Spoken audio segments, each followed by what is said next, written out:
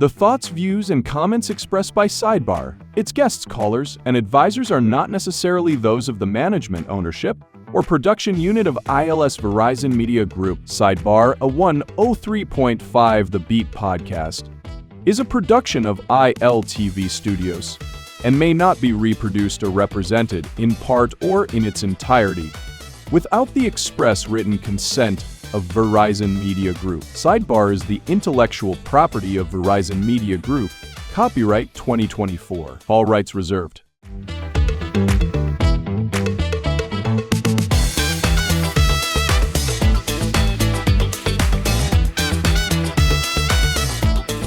Welcome to Sidebar, 103 The Beat podcast, powered by ILTV. I'm Stephen Hanna. Today we're talking to Nico Pratt about the Picture Greatness 2. I guess it's a film showcase. I was going to say film festival, but it's a film showcase that's happening this December. And we're just talking about the film industry and the creative industry in general in the Bahamas. So let's get to that conversation. All right, Nico, great to have you here. Good to be here. So this is year 2 of Picture Greatness. For persons out there who do not know what it is or who didn't get a chance to see it last year, tell us exactly what Picture Greatness is.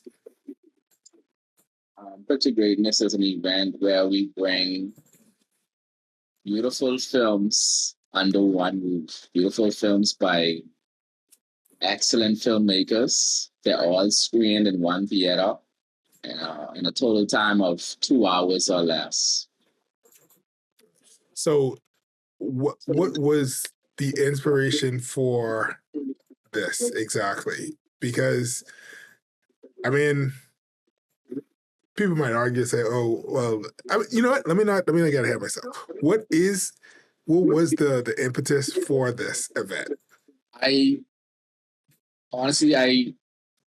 deeply admire the work of my colleagues, and I like how together we just grow on, and I feel like the island and the country at large needs to see where we're at and what we're capable of putting out there. Like our work's on an international level, so judge if the budget was what international budgets look like, imagine the beautiful stuff we could make. So just being able to put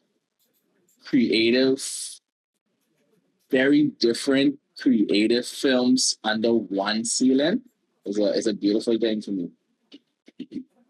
To the best of my knowledge, you are not a multi-millionaire, so I assume that you are a regular person like the rest of us.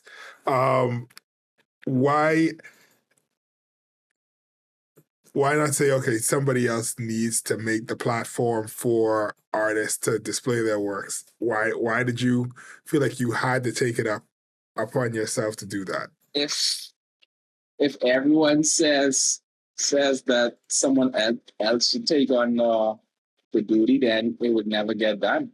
I feel like whenever I feel purpose to do something, I put my head down and I try to make it happen. All right. Okay, making sure my audio is still good. All right. So you have been doing. How long have you been doing film and things like that for? Because I feel like the introduction that most people have with you is with Broke Bosses. But I assume that's not the first thing that you ever did. It isn't. I don't even like talking about the first thing I did. I honestly put my best foot forward, utilizing what I had at the time. So the first thing I did was It Takes Two to Tango, and it was a short film, and this was maybe 8 years ago. But it was a short film, and it actually, it got into BIFF. It got into Bahamas International Film Festival. It was a 30 minute short film. And it was just tight shots. That's not really a short film. 40 minutes is 45 minutes, I think, is feature length for the Academy. So I mean, But I Well, guess everything's relative. because this film where we're doing a picture greatness take two is about 40 minutes, but I think it's anything under 59 minutes. It's not a short film. Okay. All right. The short Okay. film, So yeah. right. But And yeah, my so first work was it takes two to tango, and it was rough. It was rough, but God is good. yeah, but I mean, in doing that, what did you learn? Because I mean, it had to be something in it that made you not quit. Because there have been times I used to do live performances. I had an experience with a live performance, and I was like, I never want to do live performance ever again, right? And so in my head, if you had a really bad experience, I don't think that you'd continue on. So like, what was it? Even though you're saying it's rough, I think is it that it was actually rough, or was it that you have grown so much that you're like, oh, the difference of the quality is so great. I think that it's a little bit of both. It wasn't super rough, but looking back at it, I could have done so many things differently.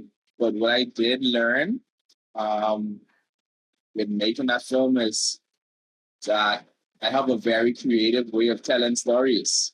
And regardless of what the quality was like, people they gravitated towards the story and they walked out of that theater like some like close to tears and some just super passionate about what I spoke about in the story, regardless if it was just tight shots for 20 minutes. You could see everyone but we we got the story across. Yeah, I And that might have been. I think sometimes you look at those things and you don't realize you're looking at it from a technical aspect, whereas everybody else watching it, they're not aware of, oh, well, that shot shouldn't have been like that. Because like the 180 rule that exists, right? And they tell us, oh, you shouldn't cross over the 180 line when you're shooting or whatever.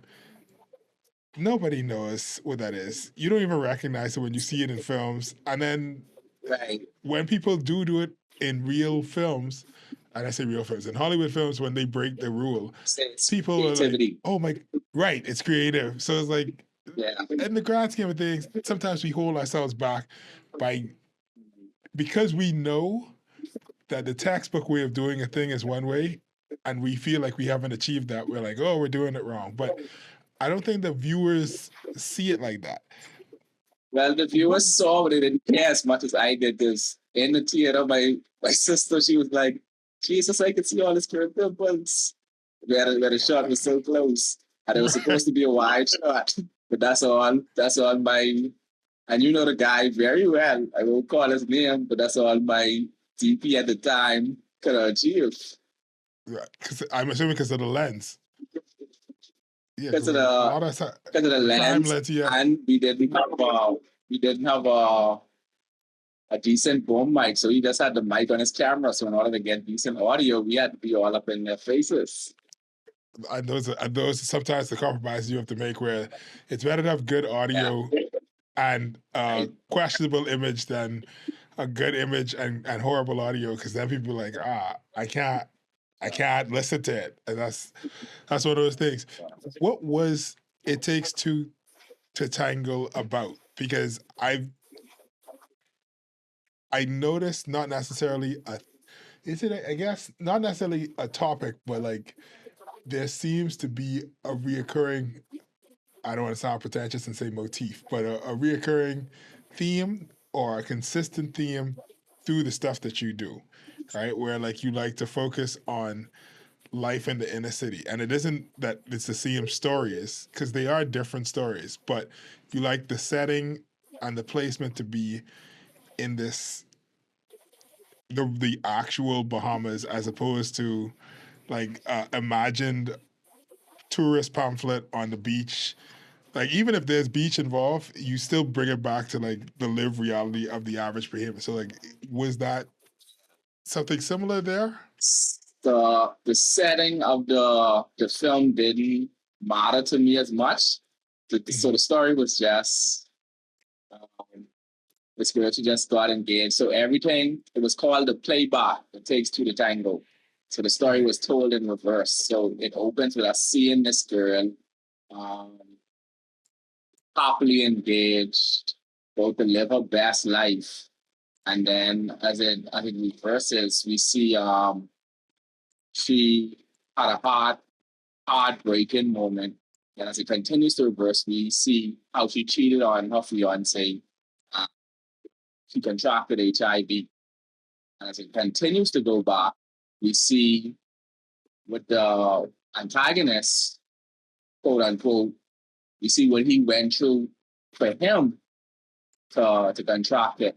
So it's just the story revolves around the girl and the guy that gave her it. Right.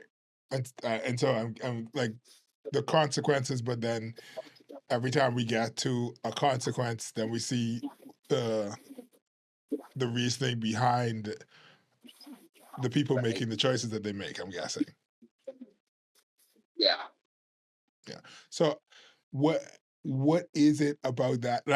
And I'm saying this as somebody who also makes moving images and tries to tell stories through moving images. I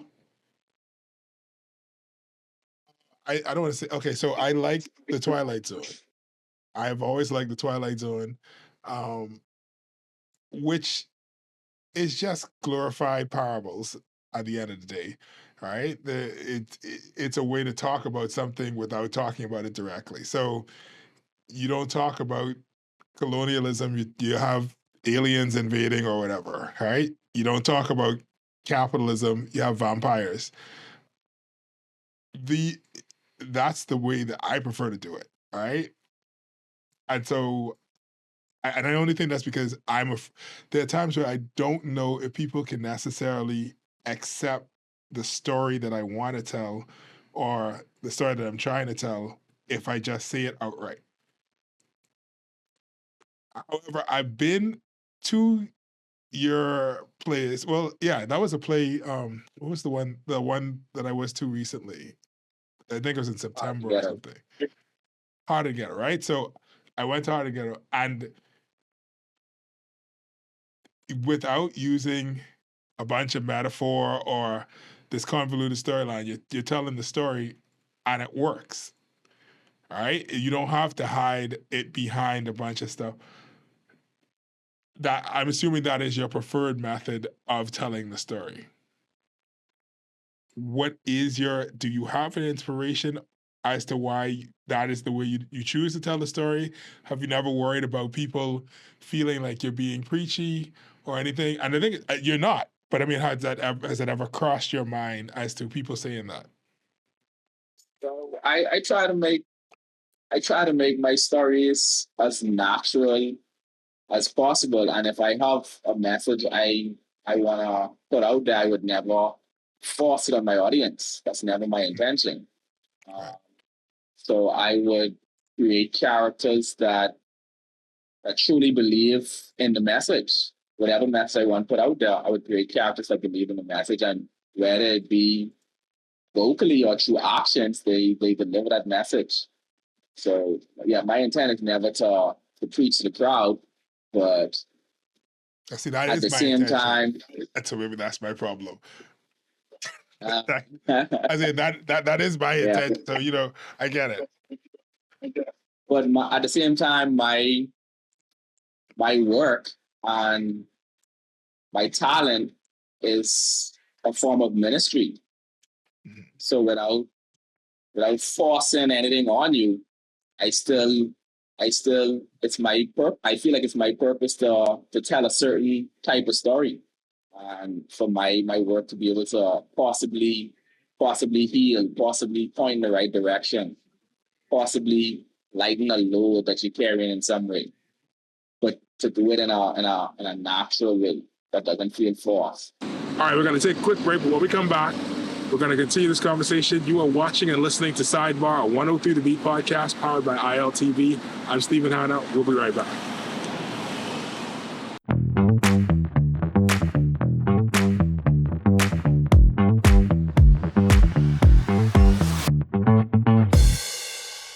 Twas the night before Christmas. The stage was set.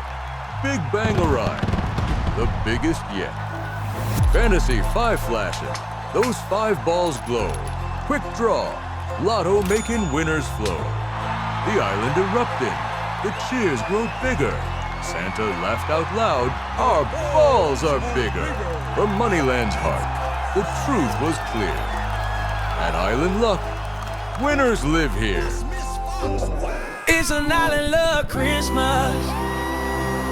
Joy's in the air. Jackpots are rising. There's luck everywhere. No snow on the ground, just sunshine and cheer. It's an island luck Christmas. Best time of year. Big Bang, December 20th. See you there.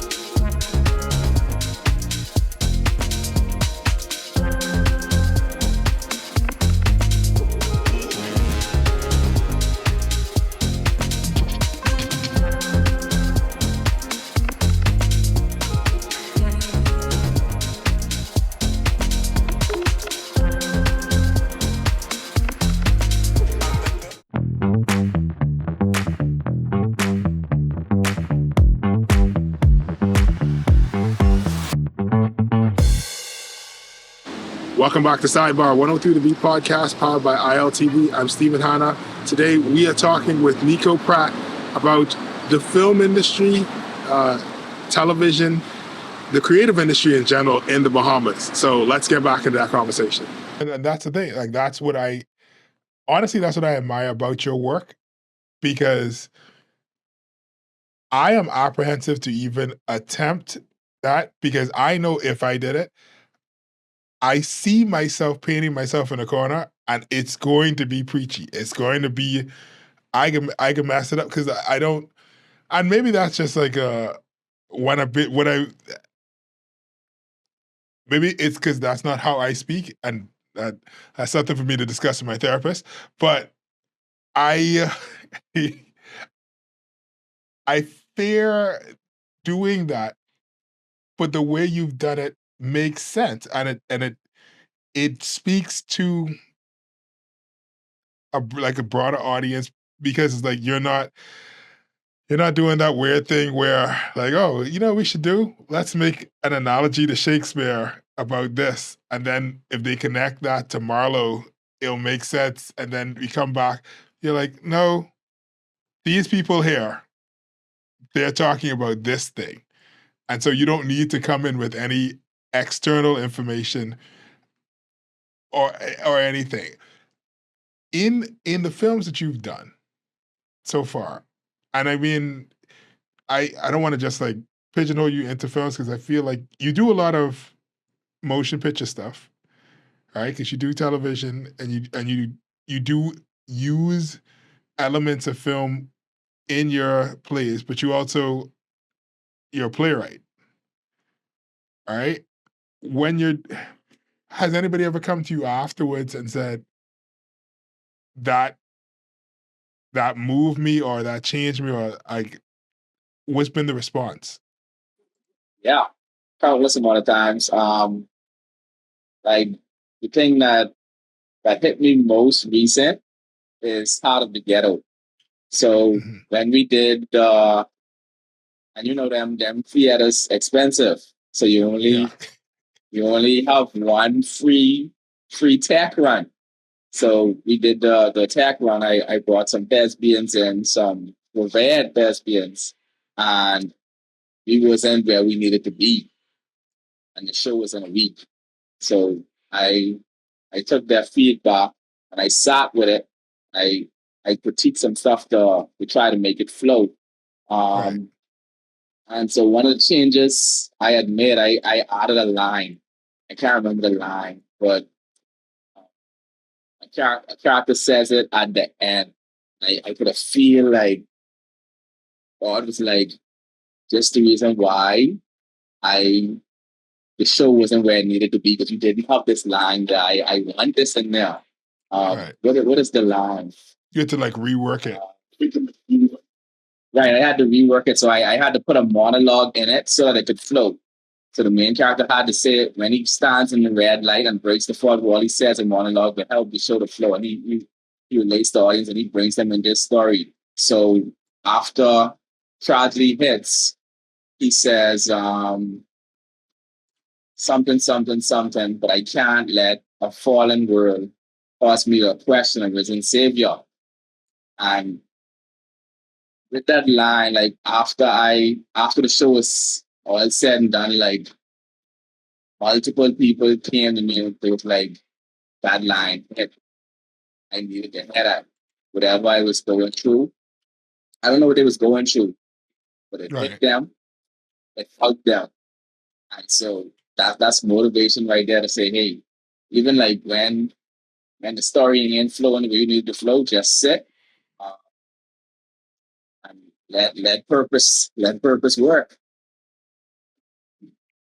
Yeah. I mean, listen, I watched it and it was it was moving. It wasn't predictable because like when you think it was going in one direction, it doesn't. It goes in a different direction. And it's like I feel like you utilized all of the elements that were available to you in such a way that it's like the most was drawn out of the story. All right. And so that was one of those ones where it's like, okay, this is I see what you're doing with this, and this makes a lot of sense. One of the things that I feel as a writer, right, is if somebody could get you to hate a character, then that's really good writing. Right? Because it's one thing to be like, oh, that's a dumb thing to put in a story, but it's a different thing when you're saying, why is this person so dumb? Because that means that the person is realistic enough. Like, you're not questioning, oh, what was the writer thinking? You're saying, I've accepted this world. This world is a real world. I've accepted this character as a real character. And now the character is real enough that I am putting the blame on the character. But why this dude so dumb? Why you do it? Oh, no, don't do it. And you're pulled into the story. You know what I mean? And so, like, those are the things that I really appreciate about the work that you've been putting out, because that's when I'm like, okay, this is, because by the time I'm in the story, I'm so deep in the story that I didn't realize how deep I was in the story, because I'm talking to, for example, and I think it was Nicole. I was upset with Nicole's character in Harder to Get. I was like, what are you doing? What is stop? Oh, you're so dumb. You're gonna cost us all get killed. What are you? All right. And it's like, that's not you. And the thing is, I've known Nicole longer than I've known you. I went to college with her. So it's like, but I'm drawn into the story, right? And so like, to me, that's the hallmark of like great writing, right? That's what I would, that I mean, and once again, you're usually your harshest critic. I would love for my stuff to be like that, but then it isn't. Sometimes it is, sometimes it isn't. Right? But watching your stuff and being able to say, that character was annoying, and this character over here, I get that. To me, is great stuff. You've done stuff on stage live. You've done stuff pre-recorded. Is it a difficult transition for you, or are there things that you're bringing from the live performances into the not pre-recorded, but like the motion picture stuff and into the films and the television shows? You have a beautiful story. You could tell it on any platform, but with film, there's so many technical stuff that influences your story and the end result of your project. And if you don't know the technical side of things, you could mess up a beautiful story. So you have you have to pay attention to so many things. Um, lighting, lighting is a character by itself.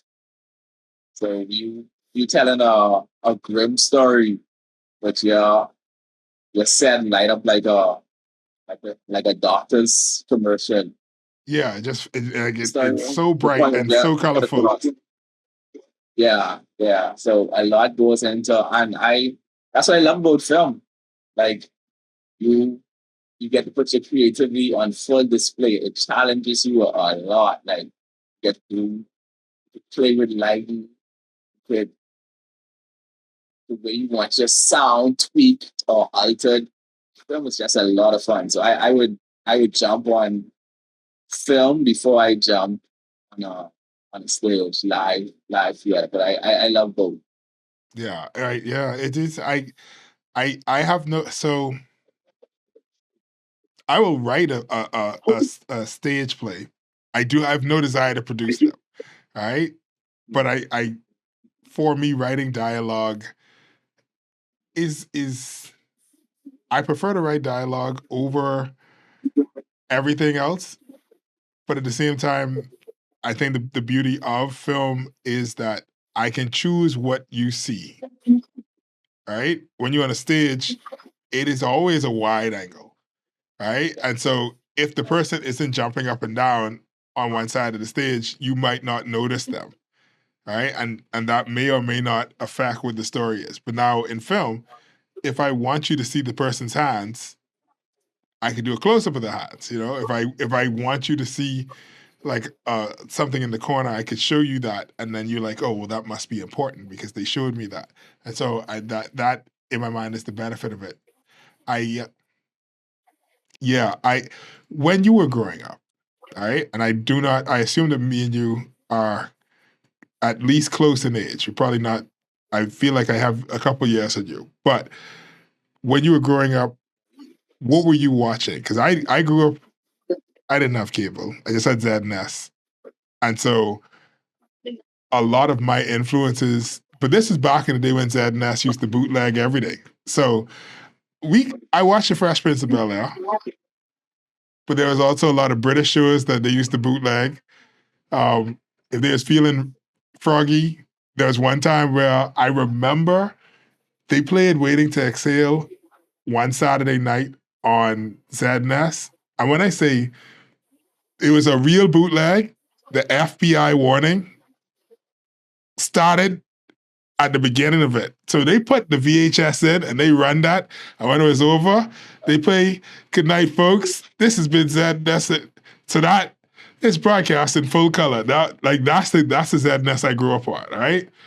And so like while I had the outside influences, a lot of the influences I had was local stuff. So I'm familiar with names like Winston Saunders. I'm familiar with the Bahamas National Youth Choir because they used to have a lot of those as interstitials, and like a lot of that stuff influence my writing and influence what I want, the story that I want to tell. What was the things that influenced you as you were growing up? I wasn't too big on TV. Like besides cartoons and then I wasn't too big on TV. I did see the first Bohemian film in any way that I saw. Like, what's the name of Ian Strawn's series that was Hippie's Kingdom? Gippiest Kingdom? And that was an inspiration just to see Bohemians on my TV. That inspired me. But even at that point, I didn't really know I wanted to direct and write. I wanted to be in it. I always loved acting. I wanted to be in it. So I actually got a role later down, but that was a big inspiration.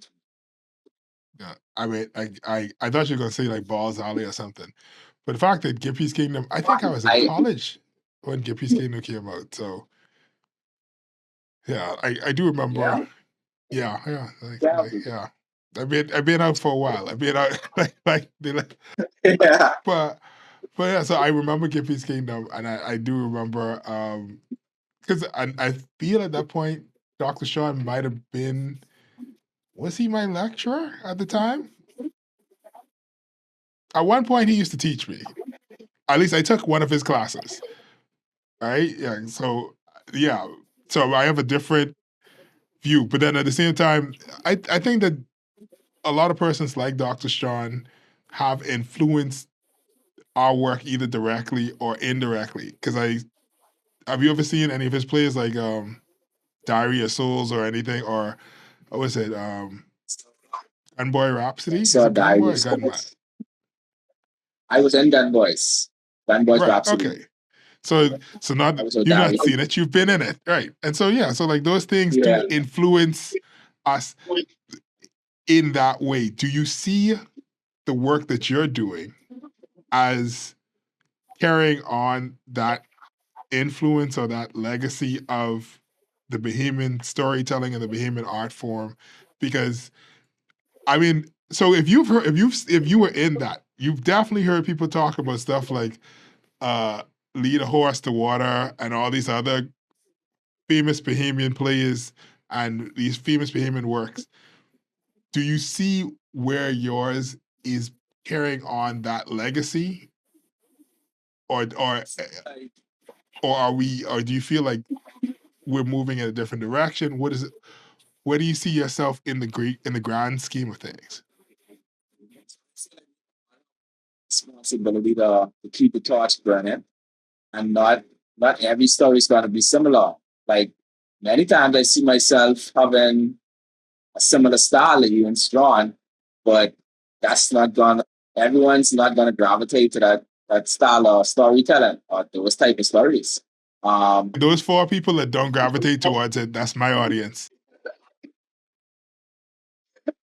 Yeah, so me and you tell different styles of stories, but we're still super creative with the stories we tell, and it still has an audience. So I feel like we all keeping the legacy going. Once we don't sit on our pencils, once we keep our pencils moving, we keep that legacy going. All right, we're going to take another break, but when we come back, we're going to continue this conversation. You are watching and listening to Sidebar, a 103 The Beat podcast powered by ILTV. I'm Stephen Hanna. We'll be right back.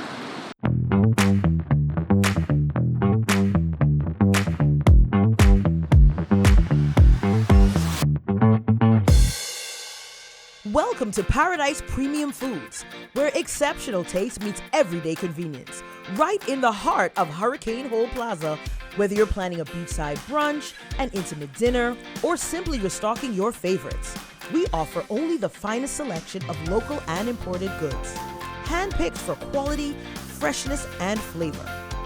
At Paradise Premium Foods, shopping is effortless, service is personal, and every visit feels like a treat.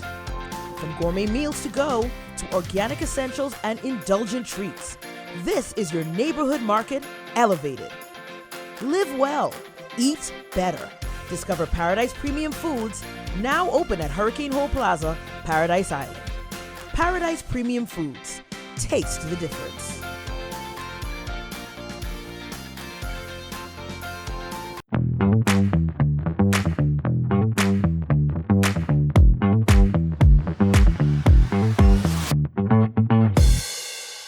Welcome back to Sidebar, 103 The Beat podcast powered by ILTV. I'm Stephen Hanna. We're talking about the film industry. We're talking about television industry. We are talking about the creative industry in the Bahamas, what it takes, and we are speaking with Nico Pratt. So let's get back into that conversation. I know that there are people coming to see the stuff that you are putting out, and then definitely the stuff on screen. Those are more accessible. But at the same time, we know that it's not, there are more people have seen John Wick than have seen either of our works combined. All right? That's just what it is at this present moment. What do you think needs to be in place for the stories that you're telling, the work that you're putting out there to be better accessed by the general public? So both bosses, I think both bosses attained the widest audience I ever had. So I feel like there's definitely, I guess, an appetite for our work. Behemoths love. I don't think the issue is that people don't want it. I'm just saying people may not know how Yeah, to access it. So how yeah. do we fix that? And so that run table Bahamas had where they were just like non-stop buying Bahamian shows. People was eating that right up. They was loving that. So we could do more stuff like that. Maybe get ILTV to buy into something like that. Where because it puts bread on the tables of the entire cast. Everyone involved with the film. It gives them a job, and it gives the Bahamian audience something natural to see, something within their culture. So if we could do more stuff like that, and then we have to, and we always say it like breaking that international barrier, but it's a lot closer than we feel. So even like gaining exposure to film festivals and stuff like that, starting to build a name for yourself and then networking. And after that, with those international connections, you just, let it be small platforms, even if you have to start with Tubi and work your way up. Still just trying to build your audience. So while people will say things like, oh, that's a Tubi movie, I have this, it's not even a fair. I have a theory that, so the things that survive for centuries, they survive because there's multiple copies of them. All right. And so the more something is consumed, the more likely it will survive. And even if that is, it survives because 80 people wrote this over and over again, 100 people wrote it, 1,000 people wrote it, everybody has a copy of it. Or people remember the story and they retell the story and say, oh, babe, and then the dude to do X, Y, and Z or whatever, and they keep telling the story over and over. Those things tend to have the widest reach.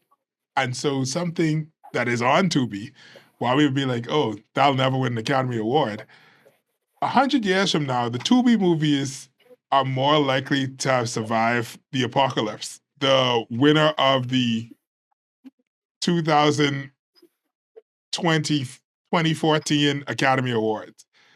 You know what I mean? Because like people are gonna be like, how many people have seen like Anora? Anora won. I've never seen Anora. Have you seen Anora? Right? The average Bahamian has no idea what the movie Anora is about. It's critically acclaimed. It won an Academy Award for Best Picture. The actors in it could charge $1 million to be in a new movie. Nobody's watched it. All right. And so I do hear what you're saying. You're saying, like, even if you start a Tubi, but in my mind, it's like, what are we looking for? Are we looking for, do we want to be recognized by 4 people who are like, I'm the elite, or do we want to be recognized by, or do we want our story to be heard by as many people as possible? All right. And so in my mind, I would want my story to be heard by as many people as possible because I actually believe in the story. The stuff that you're doing, I feel needs to be heard by as many people as possible. All right. And I feel like most writers feel that way about their work. Like, if people saw the story, they'd get it. All right. I don't want a story that nobody gets. You know what I mean? Business standpoint, I want my story to be heard by as many people as possible, but I want to be compensated for the work that I put in, because creating these things ain't cheap. They ain't easy. And they ain't free. Definitely not. Right. And I mean, I don't think Tubi does that for you. Don't they have like an ad sharing revenue thing? Probably can make one like still $10. But that's the thing, though, right? Right. So I agree. I understand what you're saying, and don't get me wrong. I'm 100% with you. You people should be compensated for their work, right? Even when I'm doing these things that I'm making $0 off of, no money off of, I still want to put something in the hands of my actors because it's still your time, right? Even if I look at this as just a very expensive hobby, this is what I do instead of going to Aura or Bond, that's fine. But that's my choice.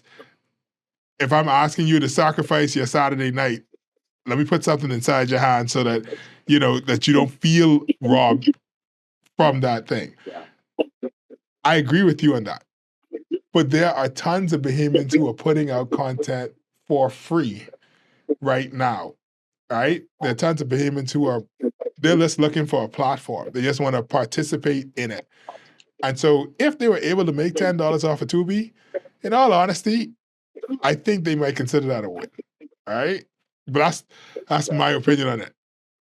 But I think to bring us back to Picture Greatness Take Two, having something like this, where as a young Bahamian, as an old Bahamian, as a middle-aged Bahamian, you could say, well, I wonder what Bahamians are doing right now, all right? And this is a place you could go see that stuff. I think that making that platform itself is super important. I remember when Kareem did Children of God, he did a bunch of different films, and every single time, if you were not in the right place at the right time, you would have never seen, like I've never watched Children of God. I know Kareem, and I've never seen the film, right? One time I got the DVD, I found a used copy of the DVD. I didn't have a DVD player at that point. And now I don't know where the DVD is. So I've still never seen it. And it's been well over a decade. Like, I've known Kareem for over a decade, and I've never seen his film.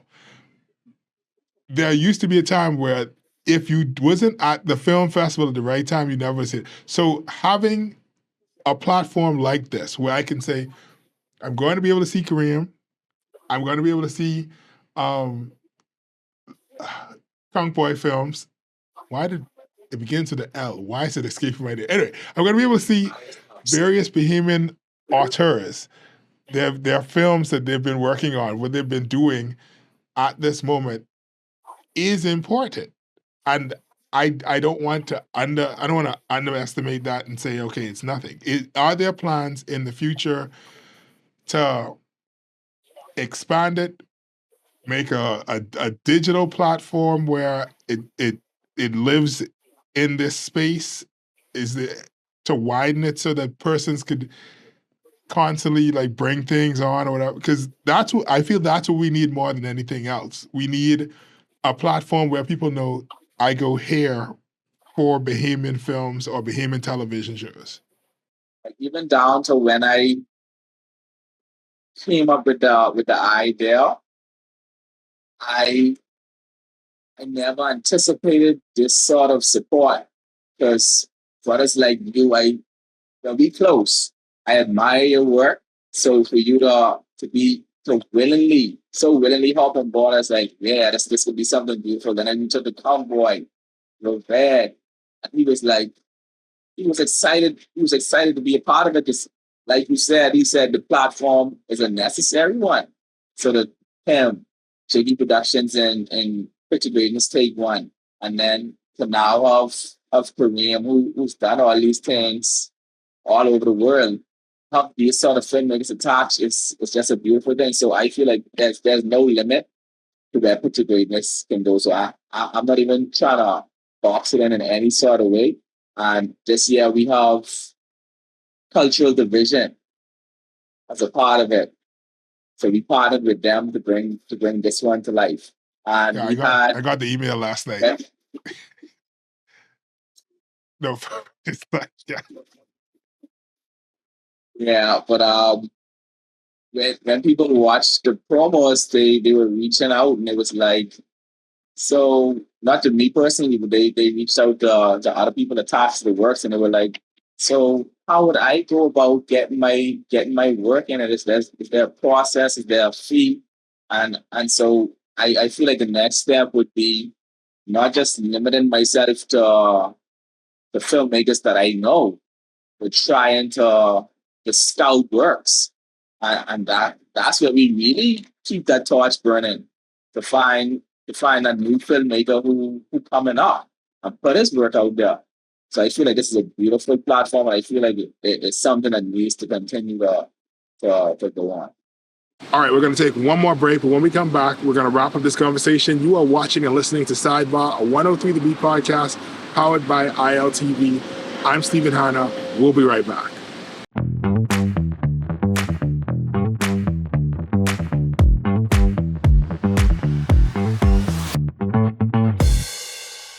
So you want a space, but not just any space. You need something with a little more potential. So how about 1,000 square feet of room to play with? Superb audio and video production capability, digital LED wall, full lighting grid, and about 124 seats to accommodate a full studio audience with so many other features. Make us your home for your next concert, conference, and so much more. Honestly, the possibilities are endless. Here at ILTV Studios, we'd love to bring your next event to life. So what do you say? Do you want our space?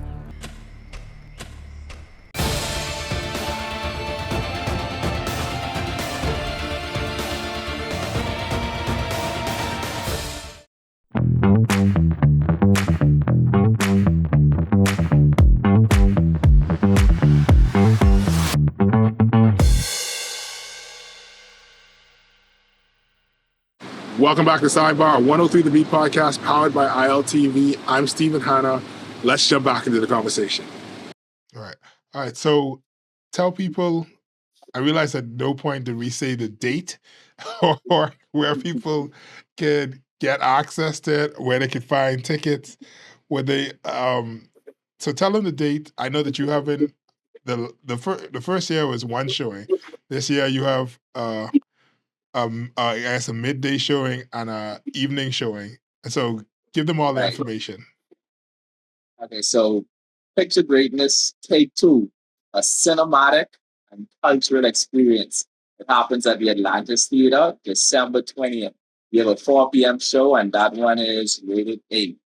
And for filmmakers like so I'm not Stephen in that Hanna, one. We only do tears. We only do tears. Yeah. Yo. Well, me and you is what caused our 8 p.m. showing to be rated T. So our work could get a little rough. So yeah, 8 p.m. is rated T. But you can get tickets. You can get tickets at Nets Divinity Golden Isles. WhatsApp 433-1509 for directions. Or you can just purchase your tickets online. And once you WhatsApp the number, they'll send you the online link. All right. Awesome. Is there anything else you want to leave the viewers and the listeners with so that they could know what is it that you want them to take with them if they don't take anything else with them? I want them to take a few tickets, purchase your tickets and come to Picture Greatness. I'm excited to see these films.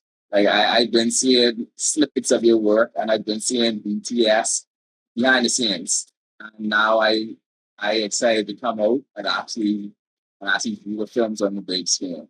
So it's gonna be a beautiful evening. It's gonna be a beautiful 2 showings. So come out and enjoy. Like we created a whole new film just for this event. We've been hard at it. I think 14 days straight we were shooting. So let's come out and see the results of our works. Awesome. Thank you so much, Nico. Hopefully, we have so many people there that we have to have an encore presentation. But I look forward to the event, December 20th. That is looks on calendar. That is a Saturday. I don't know why I didn't. It's a Saturday. It's clearly a Saturday. All right. Thank you so much, bro. Thank you so much for joining me. Once again, this has been Sidebar, a 103 The Beat podcast powered by ILTV. I'm Stephen Hanna. True God still.